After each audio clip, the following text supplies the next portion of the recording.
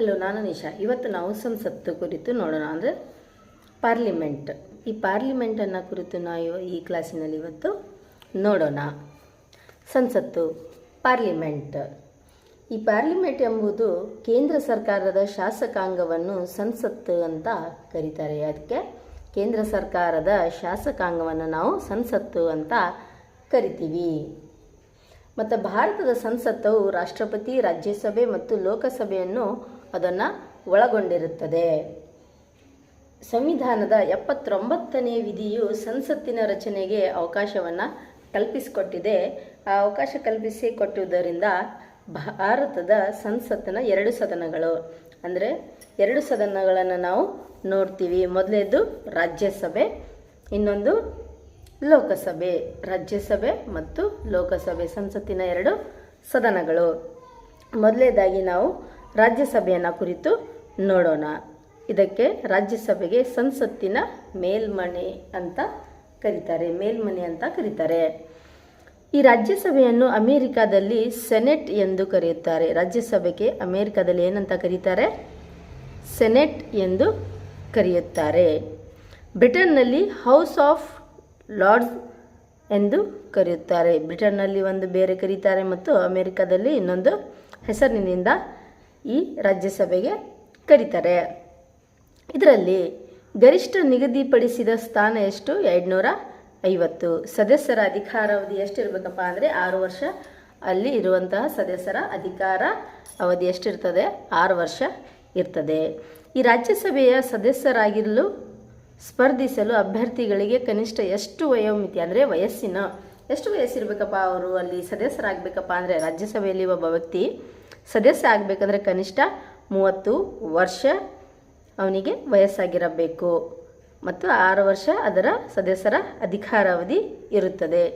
ರಾಷ್ಟ್ರಪತಿಗಳಿಂದ 12 ಮಂದಿ ನಾಮಕರಣ ಮಾಡ್ತಾರೆ. ರಾಷ್ಟ್ರಪತಿಗಳಿಂದ 12 ಜನ ಮಂದಿ ನಾಮಕರಣ ಮಾಡ್ತಾರೆ. ಇದನ್ನು ಹಿರಿಯರ ಸದನ ಮತ್ತು ಮೇಲ್ಮನೆ ಎಂದು ಕೂಡ ಕರೀತಾರೆ. ಹಿರಿಯರ ಸದನ ಅಂತ ಕರೀತಾರೆ ಮತ್ತು ರಾಜ್ಯಸಭೆಗೆ, ಮತ್ತು ಮೇಲ್ಮನೆ ಅಂತೂ ಕೂಡ ರಾಜ್ಯಸಭೆಗೆ ಕರೆಯುತ್ತಾರೆ. ಪ್ರಸ್ತುತವಾಗಿ 233 ಸದಸ್ಯರು ವಿವಿಧ ರಾಜ್ಯಗಳು ಮತ್ತು ಕೇಂದ್ರಾಡಳಿತ ಪ್ರದೇಶಗಳಿಗೆ ಕೂಡ ಆಯ್ಕೆಯಾಗ್ತಾರೆ. ಕರ್ನಾಟಕ ವಿಧಾನಸಭೆಯಿಂದ 12 ಮಂದಿ ಕೂಡ ಆಯ್ಕೆಯಾಗ್ತಾರೆ. ಕರ್ನಾಟಕ ವಿಧಾನಸಭೆಯಿಂದ 12 ಜನ ಆಯ್ಕೆಯಾಗಿದ್ದಾರೆ. ರಾಜ್ಯಸಭೆಯು ಖಾಯಂ ಸದನವಾಗಿದೆ. ರಾಜ್ಯಸಭೆ ಎಂಬುದು ಅದು ತಾತ್ಕಾಲಿಕ ಅಲ್ಲ, ಅದು ಒಂದು ಖಾಯಂ ಸದನವಾಗಿದ್ದು ಲೋಕಸಭೆಯಂತಹ ವಿಸರ್ಜಿಸಲಾಗದು.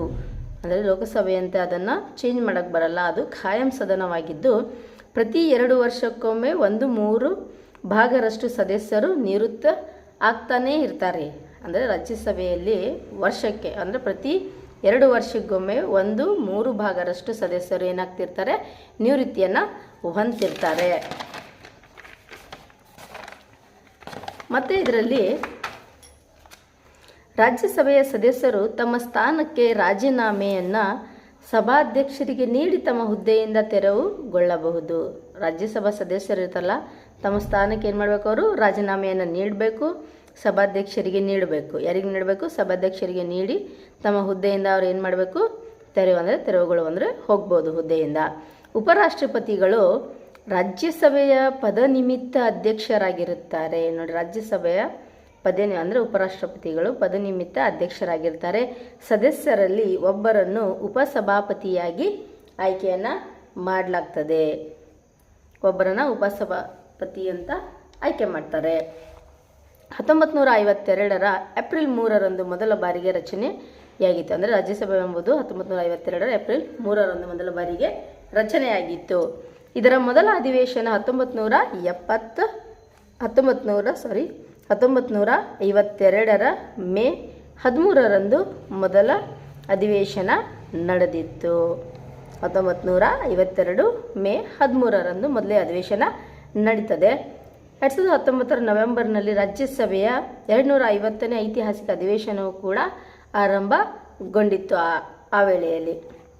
ನಂತರ ಈ ರಾಜ್ಯಸಭೆಯ ಕೋರಂ. ಈ ರಾಜ್ಯಸಭೆಯ ಕೋರಮು ರಾಜ್ಯಸಭೆಯ ಕಲಾಪಗಳನ್ನು ನಡೆಸಲು, ಅಂದರೆ ಅಲ್ಲಿರುವಂಥ ಸಭೆಯಲ್ಲಿ ಕಲಾಪಗಳನ್ನು ನಡೆಸಬೇಕಾದ್ರೆ 1/10 ಭಾಗದಷ್ಟು ಅಂದರೆ ಕನಿಷ್ಠ ಎಷ್ಟಿರಬೇಕಂದ್ರೆ 25 ಸದಸ್ಯರು ಅಲ್ಲಿ ಹಾಜರಿರಬೇಕು. 1/10 ಭಾಗದಷ್ಟು ಅಂದರೆ ಕನಿಷ್ಠ 25 ಸದಸ್ಯರು ಅಲ್ಲಿ ಇರಲೇಬೇಕಾಗುತ್ತೆ. ಕನಿಷ್ಠ ಅಷ್ಟರ ಜನ ಅಲ್ಲಿ ಇರಲೇಬೇಕು ಸದನದಲ್ಲಿ.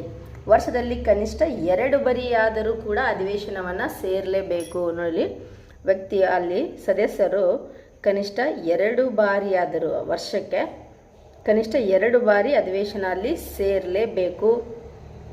ಮತ್ತು ಸದಸ್ಯರ ಕೋರಿಕೆಯ ಮೇರೆಗೆ ವಿಶೇಷ ಅಧಿವೇಶನವು ಕೂಡ ಅಲ್ಲಿ ಕರಿಬೇಕಾಗ್ತದೆ.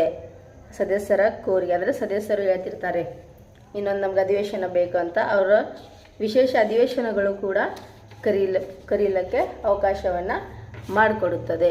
ಇದು ರಾಜ್ಯಸಭೆ. ನೆಕ್ಸ್ಟ್ ಕ್ಲಾಸ್ನಲ್ಲಿ ನಾವು ಲೋಕಸಭೆಯನ್ನು ನೋಡೋಣ. ಇದು ರಾಜ್ಯಸಭೆ.